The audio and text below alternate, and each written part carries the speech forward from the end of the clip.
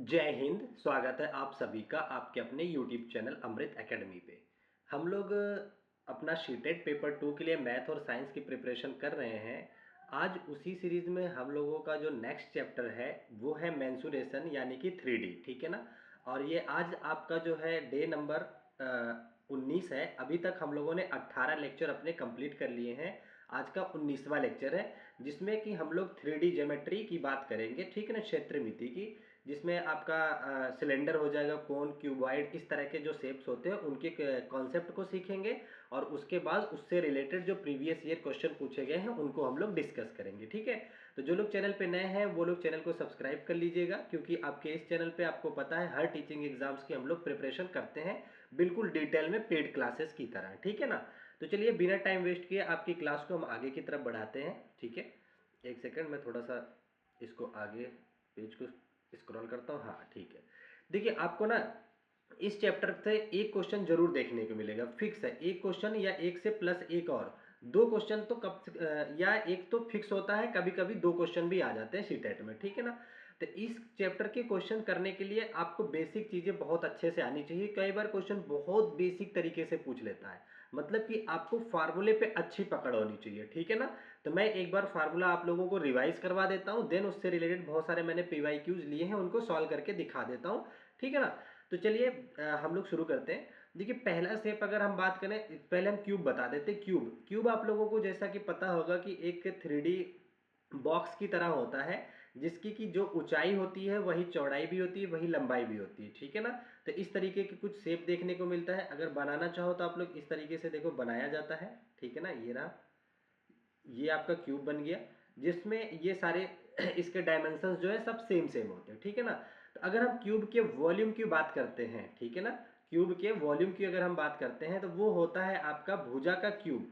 मतलब जो इसकी साइड है, अगर जितने ए है तो ए क्यूब ही हो जाता है। ये बहुत बेसिक चीज है, ये आपको पता होगा, ठीक है ना। अगर हम इसके कर्व सरफेस एरिया की बात करें, देखिए कर्व सरफेस एरिया क्या होता है, जैसे ये पेन है, अगर हम इसके चारों तरफ की एरिया की बात करते हैं तो वो इसका कर्व सरफेस एरिया होगा, ठीक है ना। जैसे इसके कर्व में क्या क्या आएगा, ये वाला शेप आएगा और पीछे वाला आएगा और आगे वाला आएगा और ये बगल वाला आएगा। मतलब अगर हमारा रूम जो है क्यूब की तरह है, तो इसकी चारों दीवारों का जो क्षेत्रफल होगा वही हमारा होता है कर्व सरफेस एरिया, ठीक है ना। तो क्यूब का जो कर्व सरफेस एरिया होता है वो 4 × a² होता है, ये याद रखना है आपको, ठीक है। अगर हम टोटल सरफेस एरिया की बात करें, 4a² तो चारों दीवारों का हो गया। अगर हम टोटल की बात करें तो छत और फर्श वो भी आप मैच कर लोगे, तो ये वाला एरिया और ये वाला और दो एरिया और ऐड कर लोगे 4 में, तो वो 6a² आपका आ जाता है। तो ये आपको याद रखना है, ठीक है ना। अब एक चीज और देख लीजिए, अगर क्यूब में कई सारे इस तरह से और क्यूब आगे जोड़ करके मैं बढ़ा दूं तो ये जो बन जाता है शेप, ये क्यूबॉइड बोला जाता है, ठीक है ना। क्यूबॉइड होता है। तो क्यूबॉइड में भी तीन चीजें होती है, बिल्कुल क्यूब की तरह होता है, बस लंबाई थोड़ी ज्यादा होती है, ठीक है ना। तो देखिए क्यूबॉइड में एक तो एल होता है आपका, और ये विड्थ होती है चौड़ाई, ये इसकी हाइट होती है एच, ठीक है ना। अगर हम क्यूबॉइड का आयतन की बात करते हैं, वॉल्यूम की बात करते हैं, तो L × B × H, ये सिंपल सा होता है। क्या होता है, लेंथ गुणा विड्थ गुणा हाइट, तीनों का गुणा कर दीजिए तो ये क्यूबॉइड का वॉल्यूम आ जाता है आपका, ठीक है ना। अगर हम यहीं पे इसके कर्व सरफेस एरिया की बात करें तो वो आपका होता है 2HL+B। हाँ, अगर इसके कर्व सरफेस एरिया की बात करते हैं, वैसे इसके कर्व सरफेस एरिया से बहुत कम क्वेश्चन पूछा जाता है, ठीक है। इसके टोटल सरफेस एरिया से क्वेश्चन पूछा जाता है, ये आपको याद रखना है। एक बार मैं लिख देता हूं, ये होता है 2LB+BH+HL, ठीक है ना। ये फार्मूला आपको रटा होना चाहिए। क्या, 2L × B × H, इसको आगे पीछे भी लिख सकते हो, जैसे यहाँ पे लिखा हुआ 2LH+BH+LB, ठीक है ना। तो ये फार्मूला आपको 100% याद रहना चाहिए, ठीक है। तो क्यूबॉइड आपको समझ आ गया, क्यूब समझ में आ गया, ठीक है। अब मोस्ट इंपॉर्टेंट टॉपिक आ जाता है इसका, सबसे ज्यादा क्वेश्चन जो सीटेट पूछता है यहां से पूछता है, राइट सर्कुलर सिलेंडर से। कहां से सबसे ज्यादा क्वेश्चन पूछता है, सिलेंडर, जिसको कि हिंदी में बेलन भी बोला जाता है, ठीक है। इसकी हिंदी घन होती है, जिसको नहीं पता है लिख लीजिए, ये इसको बेलन बोला जाता है, ठीक है ना। ये आपका बेलन हो गया। बेलन में देखिए क्या क्या होता है, एक बेस होता है। मैं आपको एक बेलन दिखाने की कोशिश करता हूँ, कोई मजाक नहीं बनाएगा, मेरे सामने पड़ा हुआ है, घर पे आया हूँ। ये जैसे ये बर्तन है, ये सिलेंड्रिकल है, ठीक है ना। इसके चारों तरफ एक सिलेंडर जैसा है, एक इसका बेस है, एक इसकी छत है, ठीक है ना। ये समझ गए, कोई बात नहीं, सिलेंडर आप लोगों ने देख लिया। ठीक है। अब देखो, इसमें देखिए बेस की अगर हम बात करें, ये रहा, अगर इसका जो रेडियस होता है अगर वो r है, इसकी हाइट h है, ठीक है ना, तो इसका जो वो आता है वॉल्यूम आता है पाई आर स्क्वायर एच आता है। क्या होता है? पाई आर स्क्वायर एच। तो ये आपको याद रखना है। पाई आपको गिवन होगा 22/7 होगा, या अगर कुछ और यूज करवाना होगा तो वो आपको दिया जाएगा, ठीक है ना। ये हो गया। अगर हम इसके सीएसए की बात करें, कर्व सरफेस एरिया, तो कर्व सरफेस एरिया इसकी होती है 2πRh। कर्व सरफेस एरिया में क्या होता है, कभी भी छत और फर्श नहीं मिला होता है। जैसे अगर मैं इसी सिलेंडर की जो मेरे पास पड़ा हुआ है, इसके कर्व सरफेस एरिया की बताओ क्या होगा। तो ये चारों तरफ जो दिख रहा है ये एरिया जो होती है कर्व सरफेस एरिया बोली जाती है।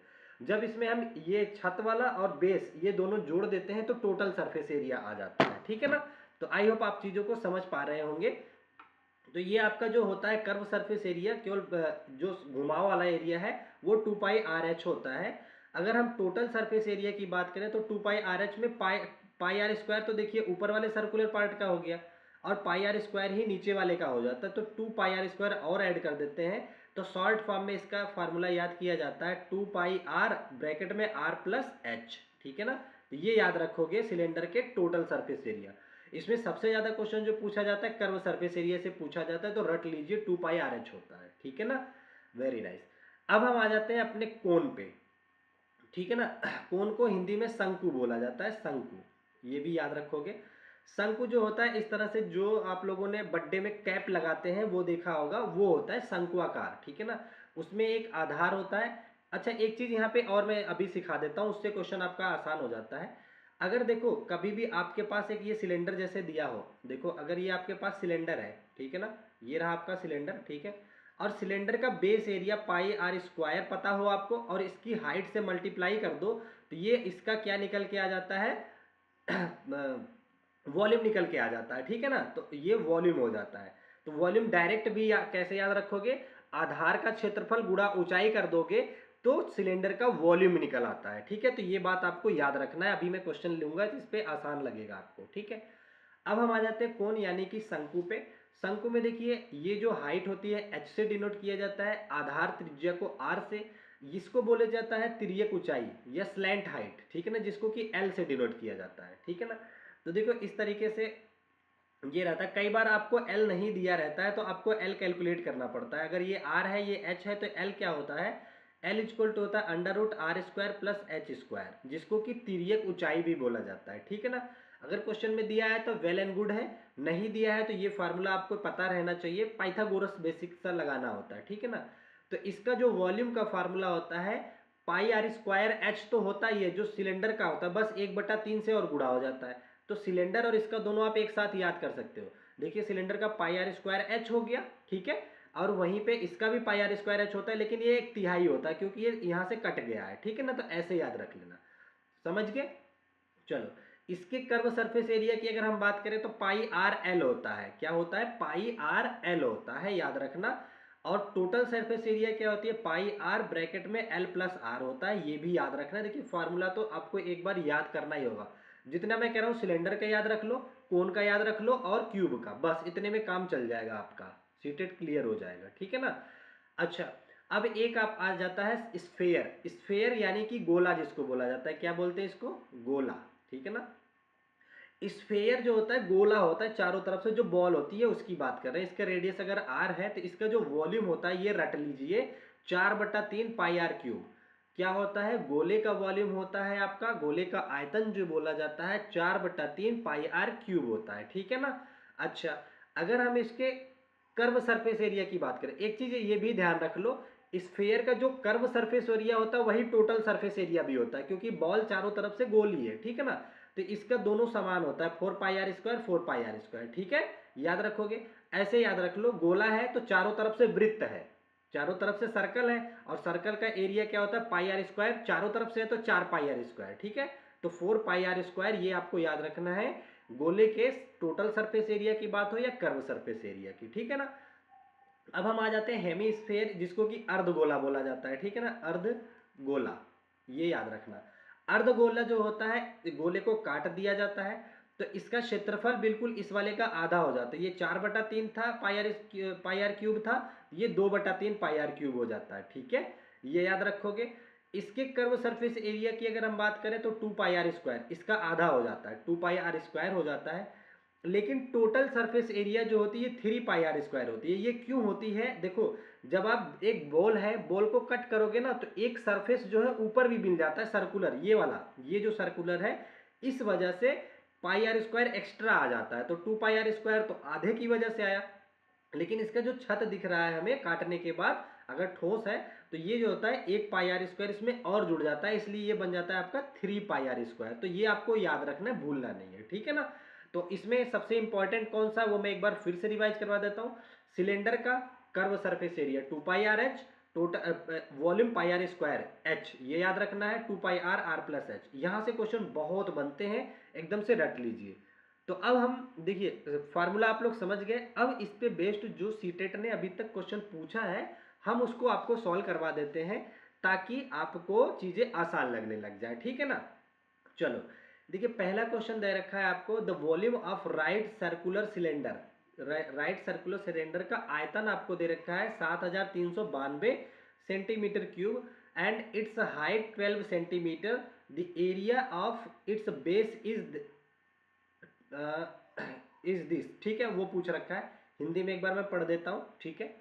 कह रहा है कि एक लंब वृत्तीय बेलन है, जिसका कि आयतन यानी कि वॉल्यूम इतना दे रखा है आपको, और इसकी ऊंचाई आपको दे रखी है उसने 12 सेंटीमीटर। तो बेलन के आधार का क्षेत्रफल आपसे पूछ रखा है। देखिए, इसको करने का दो तरीका है, लेकिन मैं हमेशा आप लोगों को स्मार्टेस्ट तरीका बताता हूँ, जिससे कि आपका टाइम बहुत कम जाए, ठीक है ना। अभी मैंने आपको एक चीज बताया था कि अगर मान लो ये आपके पास सिलेंडर है, बहुत ध्यान से समझना, बहुत टाइम बचाओगे आप। इसकी हाइट h है, इसका आधार अगर r है, तो आधार का क्षेत्रफल हो जाता है पाई r स्क्वायर, क्योंकि सर्कल है, सर्कल का क्षेत्रफल होता है पाई r स्क्वायर। तो मैंने आपको बताया था सिलेंडर का जो वॉल्यूम होता है, वो आधार का क्षेत्रफल, आधार का क्षेत्रफल और इसमें हाइट की गुणा कर दो, तो ये हो जाता है क्या, इसका वॉल्यूम हो जाता है। यहां तक आप समझ गए। तो अब मुझे बताओ, इस क्वेश्चन में उसने ऑलरेडी आपको वॉल्यूम दे रखा है, कितना दे रखा है, 7392, ये वॉल्यूम दे रखा है। और आपसे आधार का क्षेत्रफल पूछ रहा है, यही तो पूछा है, आधार का क्षेत्रफल। तो आधार क्षेत्रफल आपसे पूछा हुआ है, गुणा में हाइट आपको 12 दे रखा है। तो अब बताओ कितना आसान हो गया। अगर आपको ये फार्मूला याद है वॉल्यूम का, तो आप डायरेक्ट निकाल सकते हैं। अदरवाइज पहले आप लोग रेडियस कैलकुलेट करोगे, फिर पाई r स्क्वायर कैलकुलेट करोगे, ठीक है ना। अभी मैं वो भी बता दूंगा आपको, ठीक है। तो आधार का क्षेत्रफल निकालना है, तो ये 12 जो है इधर मल्टीप्लाई में इधर डिवाइड में आ जाएगा। तो 7392 डिवाइडेड बाई 12, ठीक है ना। 12 6 72, आंसर आपका जो है 6 से शुरू होने वाला होगा, तो ये तो हो ही नहीं सकता और ये भी नहीं हो सकता, इन दोनों में से होगा। तो 12 6 72 का 72 आ जाएगा, कैरी लगा 1, तो 6 बार में गया, कैरी लगा 1 19, तो 12 1 कम 12, 12 दूनी 24, तो एक बार जाएगा, तो 6 के बाद एक आंसर आना चाहिए, तो यही आपका सी ऑप्शन करेक्ट हो जाएगा, ठीक है ना। आपको इतना ज़्यादा कैलकुलेशन नहीं करनी होती है, बहुत स्मार्ट तरीके से कैलकुलेशन करी जाती है, ताकि आपका पेपर में टाइम मैनेज हो सके, ठीक है ना। तो अब इसको आप कट करके देख लीजिए, एक बार ही जाएगा, तो यहाँ आंसर दिख गया। तो 12 6 72, 7 कैरी यहाँ लगा था, तो ये 72 बन गया आपका, तो 6 बार में आ गया, 616 इसका करेक्ट आंसर आपका आ जाएगा, ठीक है ना। और इसका अगर ये फार्मूला आप नहीं लगाते हो, तो आपको क्या करना पड़ेगा, आपको पता होगा कि सिलेंडर का जो वॉल्यूम होता है वो होता है पाई r स्क्वायर h। इसकी जगह आप रखोगे 7392, ये रखोगे, फिर यहाँ से आप r कैलकुलेट करोगे, r निकल करके आएगा, फिर आप पाई r स्क्वायर निकालोगे, ठीक है ना। तो इतना करने से बढ़िया है, सीधा ये आप याद रखो कि वॉल्यूम जो होता है आधार का क्षेत्रफल और ऊंचाई को गुणा कर दो, तो वॉल्यूम निकल करके आ जाता है, ठीक है ना। चलो आगे बढ़ चलते हैं हम लोग अपने नेक्स्ट क्वेश्चन की तरफ। और कैलकुलेशन को भी स्मार्ट तरीके से किया करो, जैसा मैं कर रहा हूँ, ठीक है। अच्छा, ये देखिए क्या कह रहा है, कह रहा है यहाँ पे भी वृत्तीय बेलन की, बेलन से ही ज्यादा क्वेश्चन पूछता है सीटेट, याद रखना। का आयतन फिर से आपको दे रखा है 396 दे रखा है सेंटीमीटर क्यूब, और इसकी ऊंचाई फिर से दे रखा है 14 सेंटीमीटर। बेलन का वक्र पृष्ठीय क्षेत्रफल पूछ रखा है, कर्व सरफेस एरिया पूछ रखा है। तो बेलन का कर्व सरफेस एरिया क्या होता है, देखो ये आपके सामने एक मैंने बेलन बनाया, ठीक है ना। पेन पतली तो नहीं हो रही है। ये इसकी हाइट h हो गई, रेडियस इसकी r अगर हो गई, तो इसका जो कर्व सरफेस एरिया होता है वो 2 पाई r h होता है। ये हमसे पूछ रखा है उसने, पर हमको दिया क्या है, हमको दिया है पाई r स्क्वायर h। इसकी वैल्यू दे रखा है कितना, कहा गया 396, ये दे रखा है 396, ये दे रखा है आपको। और हाइट दे रखा है 14, ठीक है ना। तो चलो अब हमें इसको निकालने के लिए किस किस चीज़ की ज़रूरत पड़ेगी बताओ। अगर हम ये कैलकुलेट करना चाह रहे हैं तो क्या क्या ज़रूरत है हमें।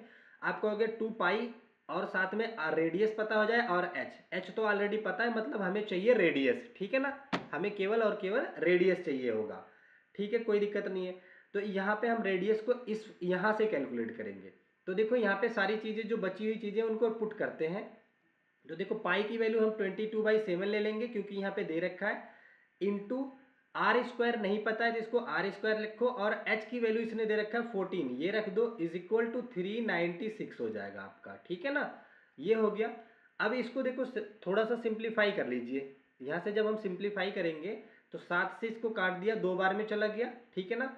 और 2 से जब इसको काटा हमने तो कितनी बार में जाएगा ये, 2 एकम 2, 1 बच गया 19, 2 नवा 18, 16 और 2 अठे 16, 198 आ गया। अब ये आपका आर स्क्वायर इक्वल टू आ जाएगा 198, और इधर 22 है, ये अब नीचे आ जाएगा 22, ठीक है ना। एक सेकेंड, कितना आ जाएगा ये, 22 आ गया। अच्छा 22 देख करके आपके मन में एक बात आ रही होगी कि ये 11 से भाग हो रहा है, और 8 1 9, 11 का डिविजिबिलिटी ऊपर लगाओगे तो ऊपर वाली संख्या भी 11 से भाग हो रही है, तो काट देते हैं। 11 एकम 11, 11 अठे 88, 11 दूनी 22, ये नीचे आ गया। इसको काटा हमने 2 से, तो 2 निम 18, 9 बार गया, तो आर स्क्वायर की वैल्यू आपके सामने निकल के आ गई 9, तो आर जो निकल के आ जाएगा वो आपका निकल के आ जाएगा 3, ठीक है ना। तो अब हमें सारी चीज़ें पता हो गई, अब हम इस फार्मूले में सब रख करके कैलकुलेट कर देंगे। तो चलो करते हैं, 2 गुणा पाई की वैल्यू 22/7, ठीक है ना। आर की वैल्यू हमने निकाल लिया, कितना आया, 3 आया है। एच कितना दे रखा था, 14 ऑलरेडी आपको दे रखा था। अब इसको सिंप्लीफाई करो, 7 से काटो, 7 दूनी 14, ये आ गया। 3 दूनी में 6 और 6 दूनी में 12, देखो 3 गुणा में 2 6 और 6 गुणा 2 12, 12 गुणा 22 कर दीजिए, तो 22 में 12 का गुणा करोगे तो 12 दूनी 24 के 4, लास्ट में 4 दिखेगा, तो ये नहीं आंसर होगा, ये नहीं होगा, इन्हीं दोनों में से होगा। तो 12 दूनी 24 और 4, सॉरी 12 दूनी 24 के 4 2, 12 दूनी 24 2 26, ये आ जाएगा 264। बी ऑप्शन आपका करेक्ट आंसर हो जाएगा, ठीक है ना। तो इस तरीके से आप लोगों को थोड़ा स्मार्ट वे में कैलकुलेशन वगैरह भी करनी होती है। जो लोग कहते हैं कि सर टाइम नहीं बचता है, उनके लिए मैं बता देता हूँ ये चीज़ें, ठीक है। चलो आगे बढ़ चलते हैं। बहुत बेहतरीन सा सिलेंडर से ही फिर क्वेश्चन पूछा था सीटेट ने, क्या है उसको हम ध्यान से पढ़ते हैं।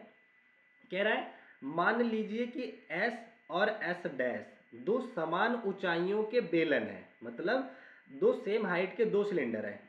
ये रहा एक सिलेंडर, ठीक है ना, एक ये रहा सिलेंडर, ठीक है ना। इनके नाम दे रखा है, ये एस है तो ये एस डैश नाम दे रखा है, इसकी भी हाइट एच है, इसकी भी हाइट एच है, ठीक है, कोई दिक्कत नहीं है। कह रहा है यदि एस व्यास एस डैश के व्यास का दुगना है, इसमें व्यास जो है डायमीटर, इसका जो डायमीटर है पहले वाले का इस वाले का 2 गुना है। अगर मैंने इसका व्यास को डी माना तो इसके व्यास को 2d मानना पड़ेगा, ठीक है ना। ये बात समझ में आ गई। तो इसने पूछा है तो एस का वक्र पृष्ठीय क्षेत्रफल क्या होगा, तो इनके वक्र पृष्ठ क्षेत्रफल का तुलना करना है हमें। तो वक्र पृष्ठ क्षेत्रफल होता क्या है, 2πr(h), तो r1 h1 ले लेते हैं। h1 तो h तो समान है तो h ही रखोगे, ठीक है ना, r1 h1। अच्छा एक बार मैं यहाँ पे पहले आपको r कैलकुलेट करवा देता हूँ। देखो यहाँ पे r कितना आएगा, ये इसका डायमीटर 2d है, इसका d है, तो रेडियस हो जाएगी, इसको भाग दे दो 2 से तो रेडियस निकल के आ जाएगी, 2 से 2 कट गया, इसकी जो रेडियस आ गई वो d हो जाएगी, इसकी जो रेडियस होगी वो d/2 हो जाएगी, ठीक है ना। ये याद रखना आप लोग, रेडियस निकल गया। अब हमें क्या निकालना है, इनका 2πr(h) निकालना है, ठीक है ना।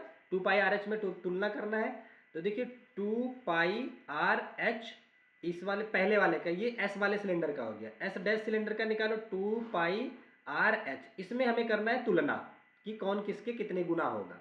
तो देखिए पहले तो 2π से 2π कट ही गया, r1 इसका कितना है, d है, ये इसका जो रेडियस है d है, h से h भी कट गया क्योंकि क्वेश्चन में बोल रखा है समान ऊंचाई के सिलेंडर है, तो h कट गया, ये d हो गया। और इसका जो रेडियस है बताओ, दूसरे वाले का रेडियस था d/2, ये देखो लिखा मैंने, तो दूसरे वाले का रेडियस यहाँ पे लिख दीजिए, कितना हो जाएगा, d/2, तो ये दो इधर गुणा हो जाएगा, तो 2d अनुपात d, तो d से d कट गया, तो इनका जो क्षेत्रफल ये कर्व सरफेस एरिया आएगा, पहला वाला जो होगा ये 2 गुना होगा, देखिए 2 टाइम होगा इस वाले के, इसका 1 अनुपात है, ये 2 है, ठीक है ना। तो s 2 गुना होगा, 2 गुना होगा एस डैश का क्या, कर्व सरफेस एरिया। ठीक है ना, तो बस फार्मूला याद होना चाहिए।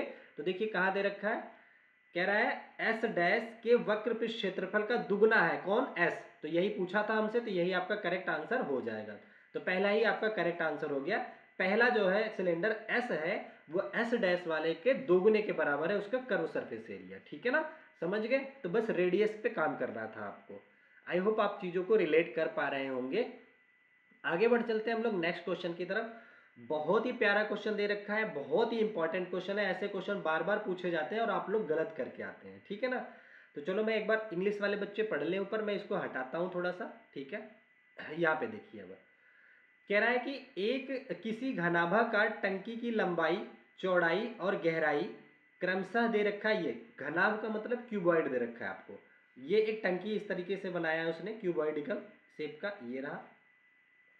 ठीक है, ये रहा, ये मैं यहाँ पे टंकी बना दिया आप लोगों के सामने क्यूबॉइडिकल। ठीक है ना, तो इनमें तीन चीजें होती हैं, एल होता है, बी होता है, एच होता है। ठीक है, तो उसने क्रमशः दे रखा है लंबाई, चौड़ाई और गहराई को दे रखा है। ये 6.5 दे रखा है, ये 5.4 दे रखा है, ये 3 दे रखा है। ठीक है ना, तो ये सारे डायमेंशन दे रखे हैं उसने। कह रहा है इस टंकी का 2/3, ये भी ध्यान से देखना, इस टंकी का कितना, 2/3 भाग पानी से भरा हुआ है। इस टंकी में पानी की लीटरों में मात्रा पूछा है। तो इसका मतलब पानी जितना है 2/3 है, तो टोटल वॉल्यूम अगर हमें पता हो जाए और उसका 2/3 निकाल ले तो हमें पता चल जाएगा कितना पानी भरा हुआ है। ठीक है ना, तो आप लोगों को पता होगा, अभी मैंने फार्मूला बताया, क्यूबॉइड का जो वॉल्यूम होता है वो क्या होता है, एल बी एच, यही तो होता है। तो टोटल वॉल्यूम पता चल गया। लेकिन इसने बोला इसमें पानी जो है इसका 2/3 है, तो हम इसका 2/3 कर लेते हैं। तो अब पता चल गया इस क्यूबॉइडिकल बर्तन में पानी कितना है, तो 2/3 पानी है। डायरेक्ट फार्मूले में हमने इसका 2/3 कर दिया।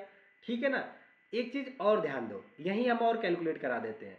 तो ये जो आएगा आपको, आप जरा देखिए, चलो यहाँ पे मैं रखता हूँ, इनकी वैल्यू रखता हूँ, ये मीटर में है सारी चीज़ें। ठीक है, ये भी मीटर में है। तो वॉल्यूम जो आपका निकल करके आएगा, रेड से ही कर देता हूँ पतली पेन से, तो ये आपका आ जाएगा 6.5।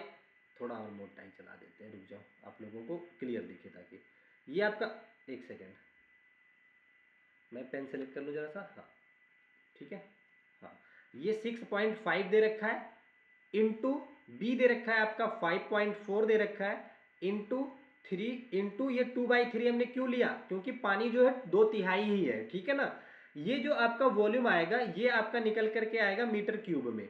लेकिन हमसे जो आंसर पूछा है उसने, देखिए पानी की लीटरों में, तो जब हम मीटर क्यूब को लीटर में बदलते हैं तो 1000 से गुणा करते हैं। ये नोट लिख ले आप, नोट करके चाहो तो लिख लो कि मीटर क्यूब को लीटर में बदलने के लिए, लीटर में बदलने के लिए 1000 से गुणा करते हैं।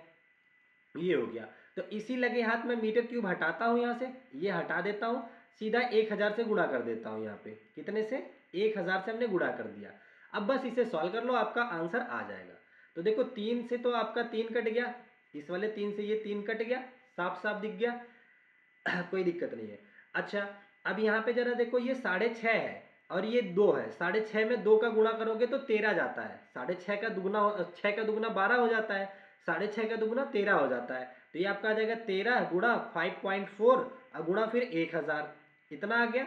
अब और आसान हो गया। ये देखो मैं आपके कैलकुलेशन को आसान करने के लिए सब करवा रहा हूँ। ठीक है ना, अब 13, 13 चौके 52 का 2 होता है, कैरी 5 होता है, 13 पचे 65 और 5, 65 5 70 हो गया आपका, ये हो गया। और एक अंक पे दशमलव यहाँ लग गया और गुणा कर दीजिए 1000 से। ठीक है ना, अब मुझे बताओ क्या आएगा फाइनल आंसर। एक जीरो हटाओगे तो ये दशमलव हट जाएगा, 2 जीरो बाद में लगा दो तो 70 और बाद में 2 जीरो लगा दो, 70/200 जो है लीटर आ जाएगा इसका वॉल्यूम। कहाँ दे रखा है देख लेते हैं, 70/200। तो पहला ऑप्शन तो है ही नहीं, 70/100, 70/20, 70/60, ये भी कट गया। बी ऑप्शन आपका करेक्ट आंसर आ जाता है। ठीक है ना, तो अब आप ना ध्यान देना कि ऐसा मत करना कि पहले टोटल वॉल्यूम निकालें, फिर सबको कैलकुलेट कर लें, फिर 2/3 उनका करें, फिर उसके बाद 1000 से गुणा करें, तो कैलकुलेशन लंबी हो जाती है। सारी चीज़ों को एक साथ बैठाओगे ना तो बहुत सारी चीज़ें कट जाती हैं और दशमलव वगैरह मैनेज हो जाते हैं, तो आंसर बहुत आसान हो जाता है। ठीक है ना, तो आई होप चीज़ों को आप समझ पा रहे होंगे कि मैं समझाना क्या चाह रहा हूँ आपको। ठीक है, चलो आगे बढ़ते हैं हम अपने नेक्स्ट क्वेश्चन की तरफ। ये भी देखिए काफ़ी इंपॉर्टेंट और बहुत ही बहुत बेहतरीन क्वेश्चन दे रखा है, ये भी इंपॉर्टेंट नोट कर लो। ये भी क्वेश्चन पूछा है आपके सीटेट में। देखो क्या कह रहा है क्वेश्चन को, पहले बारीकी से पढ़ो। The radii of the base of two right circular cylinder are in the ratio of 3:4। Hindi में पढ़ देता हूं।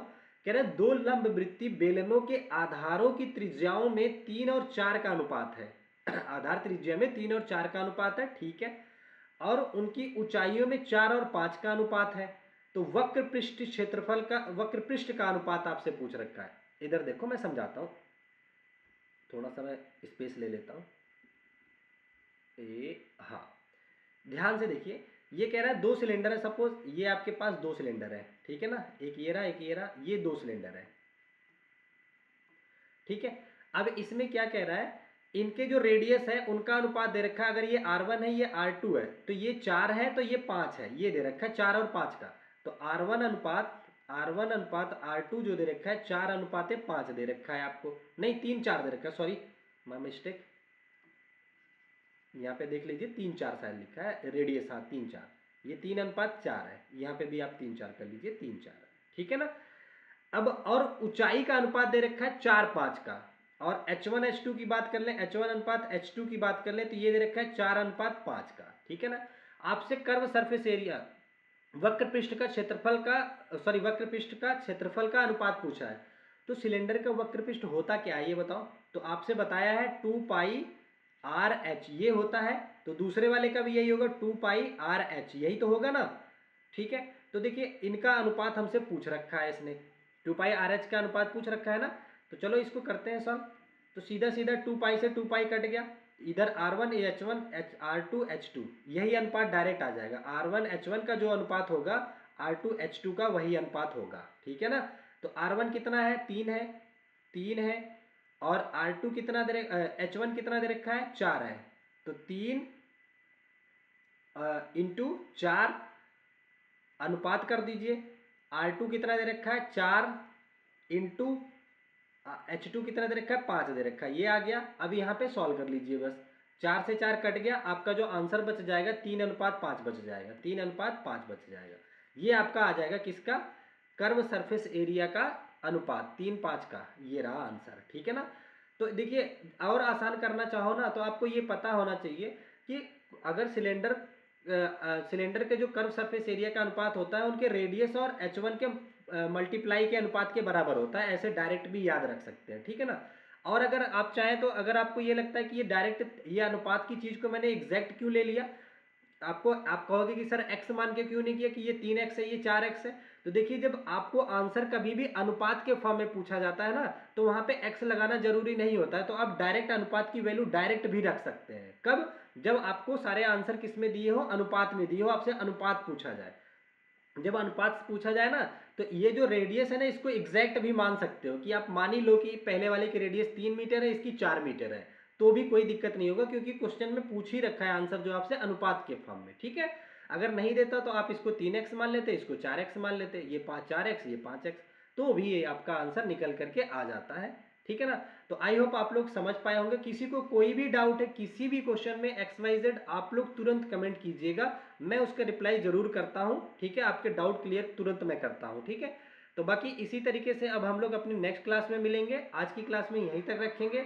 आप लोग अपनी पढ़ाई को कंटिन्यू रखिए और चैनल को सब्सक्राइब करके रखिए। बहुत जल्दी अब आपके प्रीवियस ईयर के आने वाले हैं, क्योंकि 19 क्लासेस हो गई हैं। 5-10 क्लासेस में हम बचे हुए चैप्टर जो है ट्रायंगल वगैरह के, वो सब कंप्लीट कर लेंगे, ठीक है ना। तो चलिए आज की क्लास यहीं तक रखते हैं। Bye bye, take care, thank you so much, Jai Hind.